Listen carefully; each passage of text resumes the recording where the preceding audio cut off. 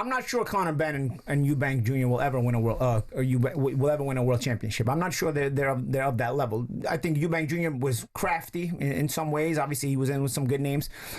They're entertaining in terms of the way they fight, but I'm not sure they're at that elite world class level. But what carries it in the UK is the boxing fan base. That's why I say boxing fans in the UK are a different level. You know what I mean? It's a great atmosphere. Yeah. And you can put it wasn't just that it was a big fight.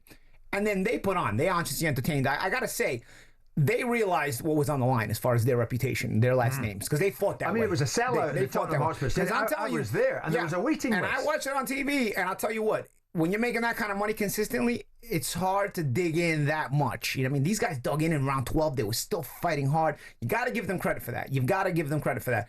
As far as, do I think, was it worth it? At first I wasn't buying into it. I said, nah, this should not be a big event. You know what I mean? But then I started comparing it.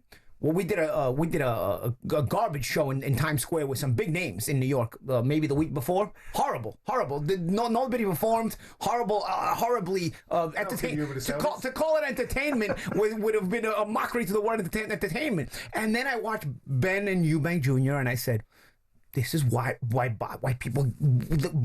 runs through the course of these people. Whatever the word I'm looking for is, runs through people's veins.